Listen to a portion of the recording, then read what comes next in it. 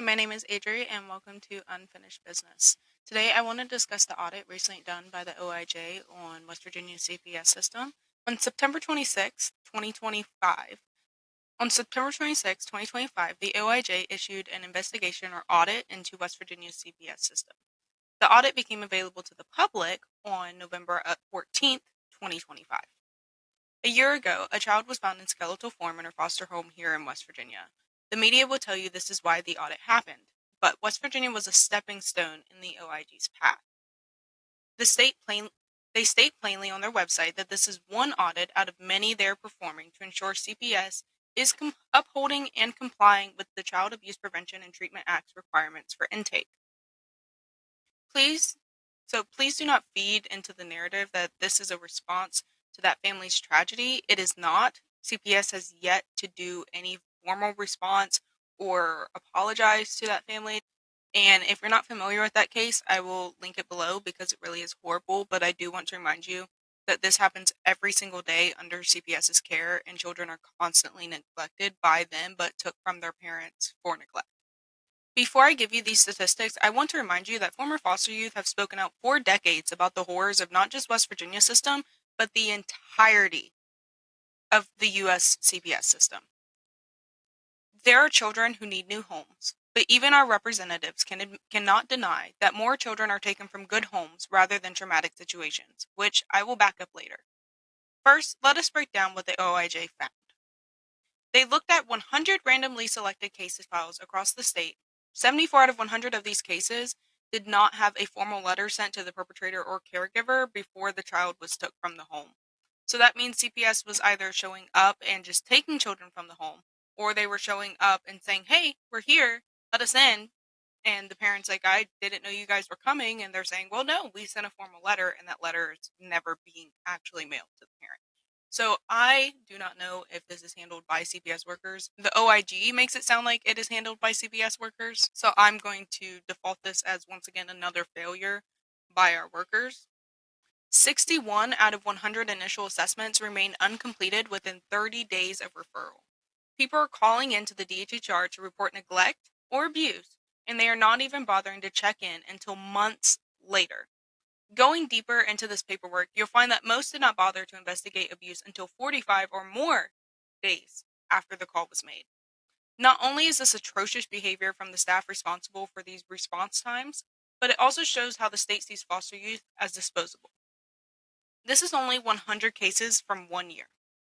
Let's continue. In 41 cases, CPS workers failed to perform an interview with the child or adult. So abuse is reported, and the case is closed without a bother to enter the school building. Disgusting. In the same number of cases, no one notified the mandated reporter of the results.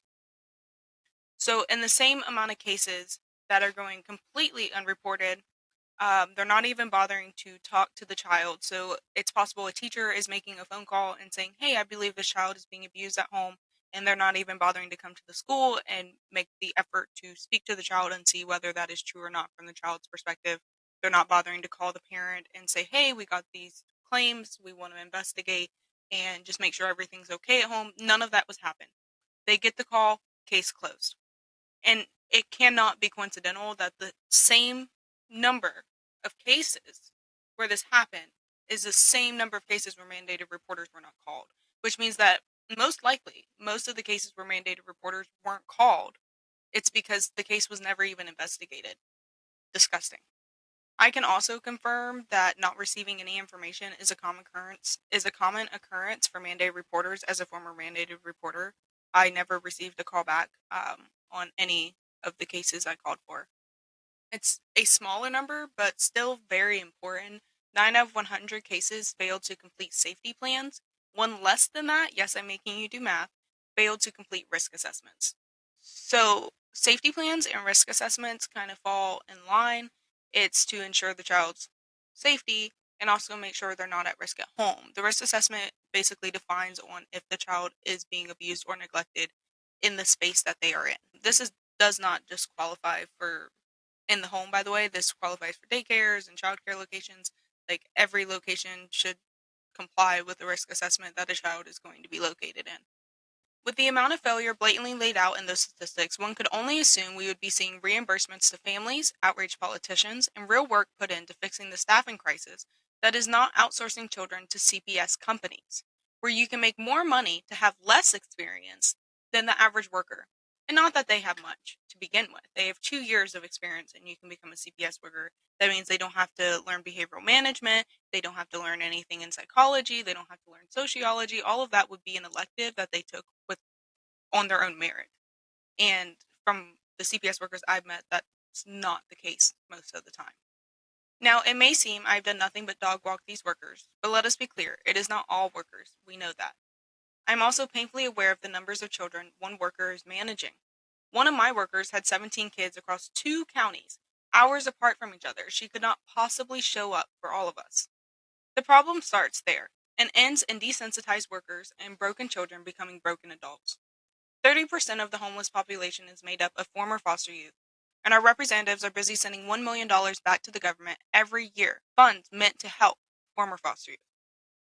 From speaking to former foster youth in West Virginia, most do not even know about the FC-18 or farther benefits from the state. Just the free college if they didn't send you to Job Corp and force you to drop out of high school. As of February 27th, 2026, when I'm recording this video, editing, and hopefully posting it, there has been no effort to reimburse or correct their mistakes with these families. No formal apology, just, oops, we'll do better. Keep up with these videos. Following this one, I will be directly covering the government's response to this audit, which is the crucial part, as always. Thank you for listening, and call your local representatives. We need your support.